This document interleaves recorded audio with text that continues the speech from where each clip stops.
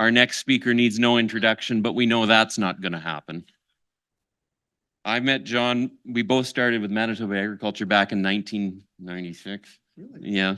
You worked on the commercial fertilizers and I worked on the manure. So we were doing the same thing. I was scented and he was unscented as far as the stuff we did. But yeah, John is one of my favorite people. We're glad to have him here today. You think about what he's going to be like in retirement. And if you've ever watched, I'm dating myself again. If you ever watched the movie Grumpy Old Men, he's a bit like that. So John, you're up. Putz. Okay. Thank you very much, Curtis. And everybody has their cell phone off. It's amazing that we do that these days. I had mine off this morning and I was sitting over there and I looked during one of the sessions and I'd had a call come through from Wayne Gretzky, the Wayne Gretzky of soils. Who's that, Don? From Les Henry. Yes, Les Henry from Saskatchewan sent me a call. So that means immediately you call back. And so it was a question, Lyle Cowell, one of our next speakers, you had prompted something and he's beavering away, writing an article or whatever, and just needed a little bit of my knowledge and a lot of yours to think. But reminded me of something that kind of fit in with Tammy and Marla's theme session yesterday about technology replacing the agronomist. That seems a long time ago now. And I remember being at I think it was a Precision Ag conference 15 or 20 years ago. And Les, as you had spoken, a really practical talk about fertility, whatever. And then some smart schoolboy asked a question about, well, what's the algorithm for that and the data management and whatever. And he said, you know, sometimes you just have to use that microprocessor between your ears. And I think that's what he was getting to. That's the agronomist, that's the knowledge and the wisdom that you need to apply some of those. So just had to mention that a bit. And while Saskatchewan is on the theme, I want to acknowledge the other folks that have helped put this together. This is just basically an update. I took a presentation that had been done and added my title, but essentially this is a group from Saskatchewan, Dr. Fran Wally, her postdoc Gazale and Rich Farrell there, and Lyle Cowell, they'll be speaking later with Nutrien and myself. We basically got put to work on something that Don Flayton and Cindy Grant picked a scab a while ago, and that is that, geez, we don't have good values for current uptake and removal amounts. And I said, who doesn't? I've got these in my wallet. I've had them for years. Yeah, you know, I've got them right here and I can get those out. I can tell you how much nutrients are taken up and removed. Brian, it's a good complement to soil testing. This is something that you use in conjunction with soil testing. So, but no, there's a new body of evidence. He said, you know, maybe we need to look at this again. What would the reasons be for that? And there's some still dated people there too. So what do we use that information for? And does it need to be updated? And so, Brian, you were talking about the uptake curves. Here's one. I made a hobby out of doing this with one crop a year between, I think, 2003 and 2008. And that 2003 was corn. And so we just sequentially sampled that plant through the year and the amount of nitrogen taken up. But I'm going to talk about removals and uptake. The uptake is what the whole biomass, the plant, the food factory and everything else takes up. The removal is simply what's in the grain, what's going to be exported from the field. The rest going to be left. So how we use this? One of the places that we've used this most recently, Don, I'm picking on you there, but something became very apparent to us. I don't know if Horst is still here, but there's something else that came with soybeans here, and that is that it started to really devastate some of our soil fertility levels because Manitoba farmers thought, this is great. I got a plant. I don't need nitrogen. I don't need phosphorus. I don't need potassium. And then we started to hit the wall several years in that we realized that.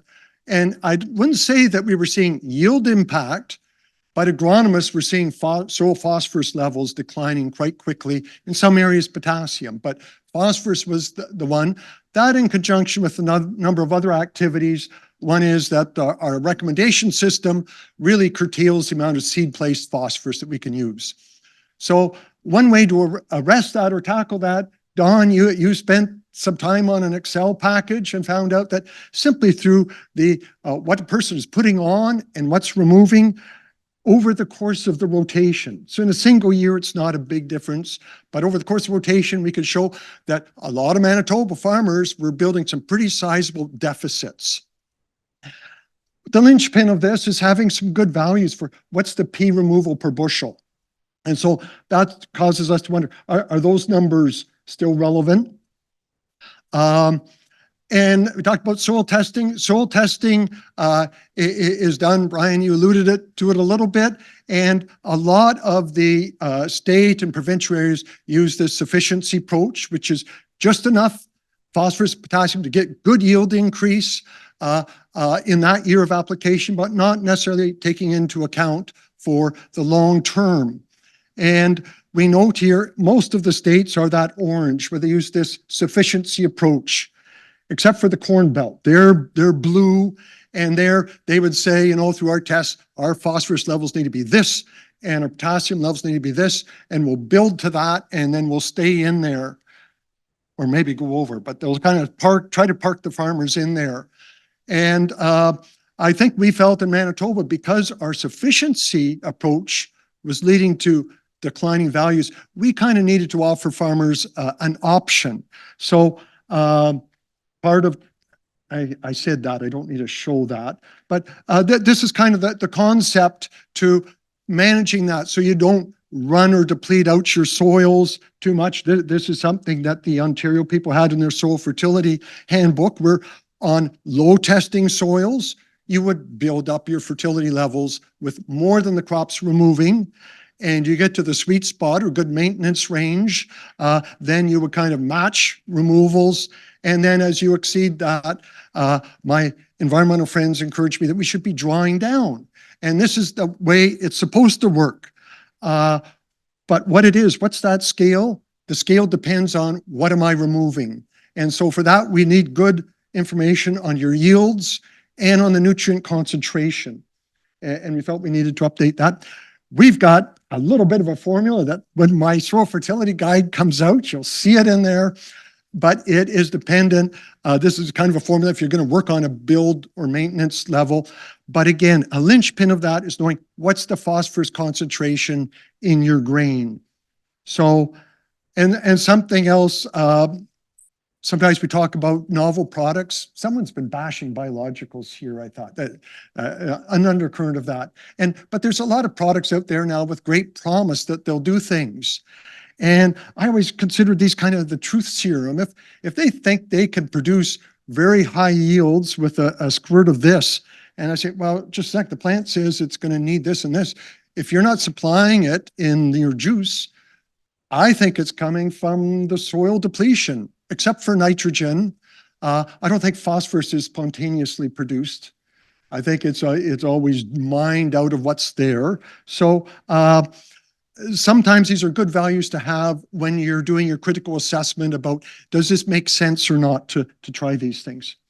And we have, you know, what Moses brought down in 1992, the levels that were there at the time, the best mines that there were, probably accessed information from research plots, whatever, and developed some benchmark values.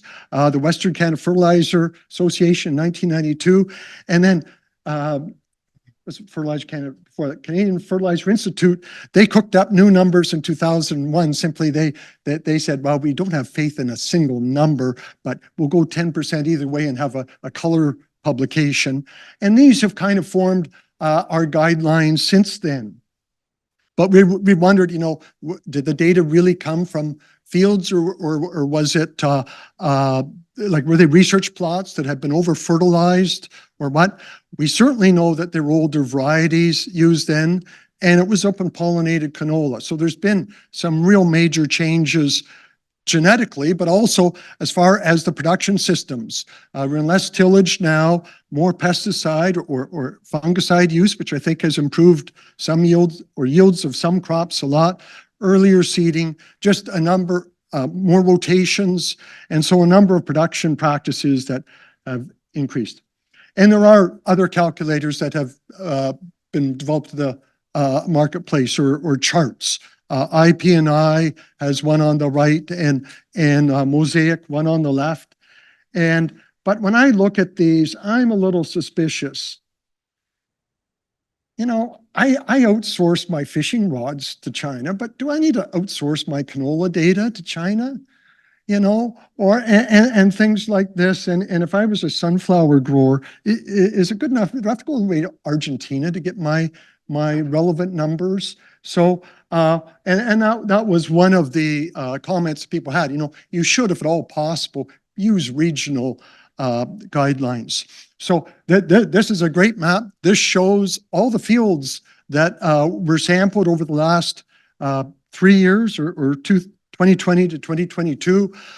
Lyle Cowell, you marshaled up. I don't know how much this costs you to get your nutrient agronomists to go out and sample.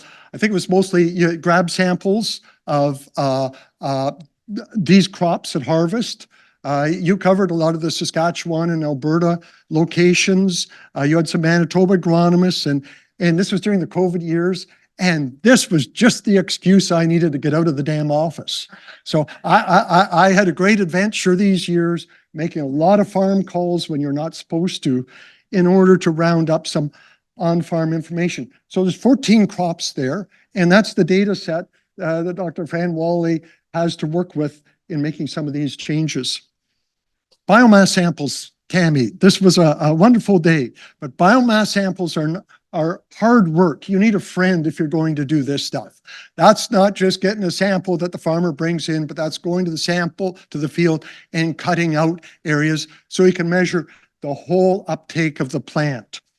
And so that was done not for thousands of samples, but for hundreds. And some says, well, why don't you just do that at harvest? It's because that information isn't that good. And I use an example for soybeans. This is our soybean study that was done. But if I look at what happens to potassium levels if I wait till harvest to see what the uptake of potassium is, it's less than it is when I've still got a green plant hanging on to all the leaves. And something else that we can see this in wheat or cereals also. If once that plant's nearing maturity, if we're getting rain or rainfall, potassium's in the sap. It just bleeds out of the plant. So we're getting poor numbers for potassium if we're waiting till dead ripe harvest to do that. So that's why many of these fields were being sampled well in advance of harvest. And in the abstracts, I've included the link to this full report that Dr. Wally's put together. So go there. I'm not going to belabor the numbers, but I'll show you where you can go get this data, and I'll show you how to interpret it in the next slide. But this one basically showing, you know, when they compared our prairie yields, they were 17 to 33% or greater than the original estimates. So we know right off the hop, our removals are going to be more than they used to be simply because yields. Our soybean yields were a little less, but that's because we didn't have a prairie number. We were comparing that to Ontario, their IP&I numbers. But there's variability also, and I'll show you. Dr. Wally, she used this in the graph, and this is just to explain what a box and whiskers graph is. That green box contains 50% of the data points, so it kind of shows the variability, and the whisker, or the line above, is the upper 25%, and the whisker below is the lower 25%. Basically shows the variability. Was that the line is the median, meaning half the values are above or below. The box is the mean. Sometimes you get wonky values that will throw the mean high or low, and the median can sometimes be a better number to use. And in these graphs, the plain white box, that's what the original data was with their plus or minus 10%.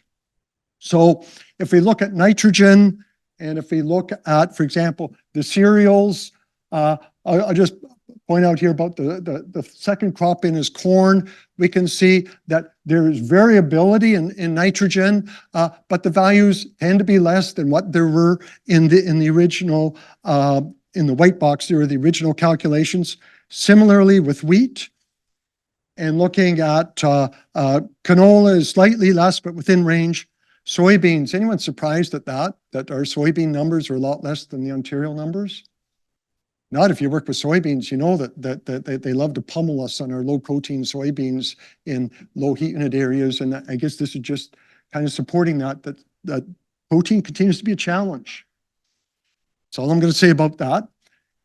In the pulse crops, dry beans, we really didn't have a good benchmark to go with. That was Ontario data. But with the peas, I don't know if this bothers the pea people, but our pea nitrogen removal, or essentially a protein measure of peas, seems to be much less than the book value that we've been using in the past. And if we look at the phosphorus, and again, in the publication, you can go through this, but a little more interesting here, most of these values are less, and some a lot less than the original values. Corn is running leaner, getting yields requiring less phosphorus per bushel. Wheat falls in that. And then we really get to the one that is really not a surprise to us until you measure it and see. And moving from old West Star canola, an old favorite, open pollinated, to modern varieties going on farms and running quite a bit more efficient, going from, removing 1.05 pounds per bushel of phosphorus down to something between 0.6 to 0.7. So some efficiencies there. Seeing the same thing in soybeans, seeing somewhat less, but also seeing that in peas here. So what this means is that you're showing that there's some major changes afoot. I'm just going to say that they also tested it with some micronutrients, boron, copper, zinc. Maybe the take-home message here is that the only micronutrient that we really end up removing and exporting a lot of, zinc. We did this work with corn, of the zinc, total zinc taken up by the plant. More often, it is moved to the grain and exported. A lot of the other nutrients, they stay in the biomass. But so there are those. So here's a quick and dirty summary. These are the values compared to the original values. The macronutrients on the removal, everything's running meaner and leaner. Less concentration required to get high yields of that, less pounds of that per concentration in the grain.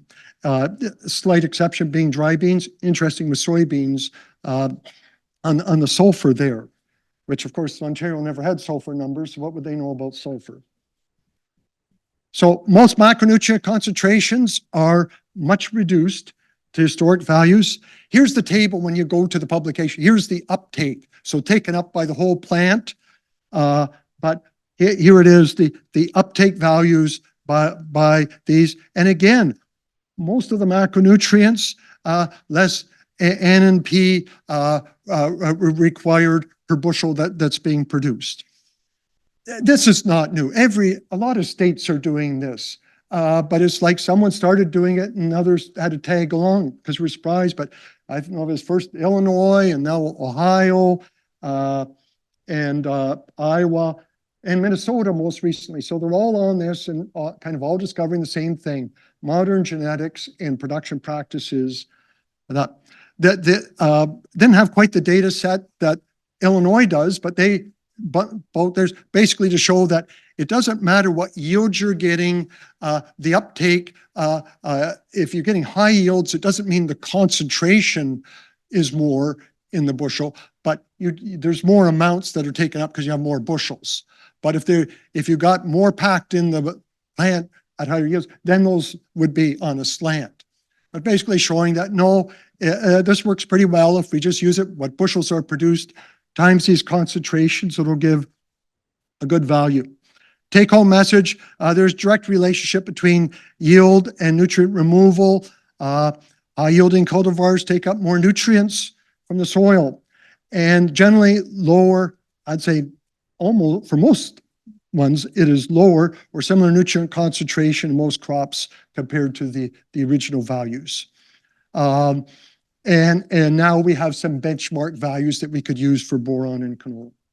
So just some pictures of some dry bean fields and some great yields. And now I can add to that those farmers can go there knowing what their yields are. They can know what their removals or uptake are. It's a great soybean yields. Where's Horst?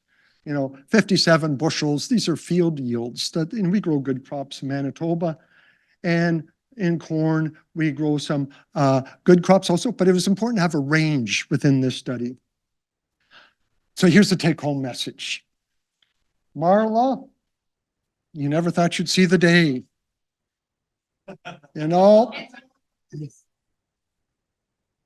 Hard to believe. But, I'm naked. My phone's over there. Anyways, maybe it's time to retire the wallet cards. And would everyone here please, before you leave, you just go to the Prairie nutrient calculator and download this. It's the best, the sweetest one that you can get. And basically you click on the crop type and whether it's either cereals, oil seeds, or pulse crops. And you put in the yield, and before you finished punching that in, bang, it's given you the removal numbers, what's in the grain. So this is a great asset to your toolbox, but you've seen the other side. You know that what I'm reporting here, this is the median within a range. You're here, so you're making me nervous, so I'm going to... as a grad student or as a CCA, certified crop advisors, if you get a challenge at the exam, sometimes you're asked about this harvest index thing.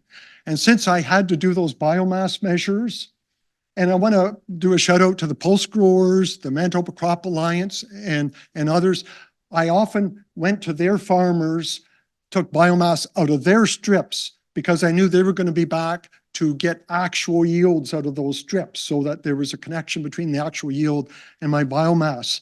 And if I use kind of these thumb rule numbers of harvest index, which tends to be about 50% for grain crops, 35% for canola, look at how close those actual values are to the average yields that we got. This doesn't happen very often, does it, Miriam? I've got a bit of comfort that, harvest index, these values are pretty close. About half of the biomass that's there ends up manifesting itself as a grain yield component. So the summary, throw away your wallet cards, bookmark your Prairie nutrient calculator and put that in your phone instead of the hefty one, I guess. Yeah, we'll say that. Yeah. Eliminate that one, put in the Prairie one, track your yields, track the soil test levels. And I think the big thing is, start balancing your removals with those actual yields. And are there any questions about that? But I also want to put up, here are the cooperators that were involved in that. Does anyone remember what the banner looks like to advertise the Manitoba Agronomist Conference this year? This is something that the committee of Marla and Tammy agonize over each year, because when they try to select a banner, usually it's a guy like Curtis and I wearing a plaid shirt in the field. And so they work awfully hard to find, and we need to find a better, something more representative of Manitoba agronomists out there. So to do that, I think you found a woman in the field, but missing the plaid. So ladies, I think as agronomists, I know that Dennis went to a lot of effort last with his group to get some Hawaiian shirts for his group. I would say that if you're feeling you want to be in a project, would you stand up, Chris? Would you stand up? My other speakers here, Tom, anyone else wearing plaid? Yeah. It's the agronomist uniform. It is. So I'd welcome. I'll have these for you next year. Can't let you off that easy on your. The questions, everything's in that app. Don't think I would ever say this. Go to the app. Okay, so first question is, right now it's just a website based. Will it be eventually an app? Only if our commodity associations decide to do that. And the question... And if they do, I would suggest to them to also have a table in there for the uptake values, Right now, it's just a removal, but that would be my suggestion if the commodity associations wanted to do that. Don and I have been dependent on them for quite some time to post our findings. And Amy, you mentioned that also. That's how we get a lot of our information out now, is through the commodity associations. They're empowered to do those things. And the second question was, the International Fertilizer Institute has an app. Will they update theirs, or will your findings be included in that at one point? Oh, I don't know, but I will make sure that Tom Brulsma, who is kind of our liaison with that group, that he's aware of that. That association is somewhat defunct, the International Plant Nutrition Institute. A lot of their agronomists are not working there anymore. And so what's on that website is pretty dated and likely to stay locked in time. I hope to be around in 40 years when they update this app again. Seems that it comes around every 40 years, we need to revisit this.